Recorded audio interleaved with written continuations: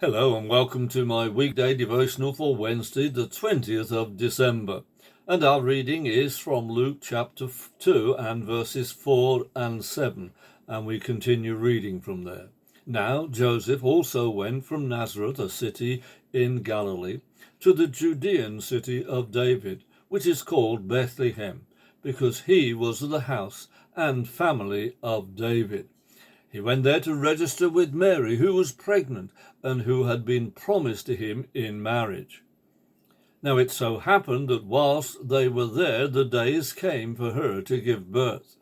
And she gave birth to a son, her firstborn, and she wrapped him up in soft clothes and laid him in a manger, because there was no place for them in the inn.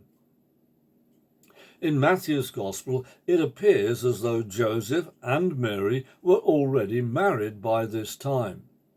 The NIV translation of Luke chapter 2 and verse 5 has the suggestion that Mary and Joseph were still engaged. However, the Greek translation is having been engaged, suggesting that they were no longer engaged but married. Indeed, the Wycliffe translation is the following: that was wedded to him. This brings agreement with the account in Matthew's Gospel. Now, much has been said and written about there being no room for them in the inn. It is true that mankind does not want to accommodate the Son of God. Most societies, though not all, tolerate his presence in the church. John wrote in chapter 1, verse 11, these words: "He came to his own people, but his own people did not receive him."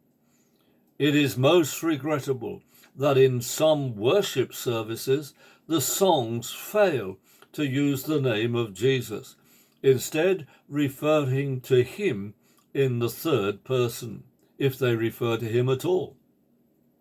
The name of Jesus seems to have been pushed to the margins of the church and only given a passing reference. This should not be. Can the church grow if Jesus is not exalted amongst us? Let us always be pleased to welcome Jesus, and let's begin today. Be blessed in the name of Jesus.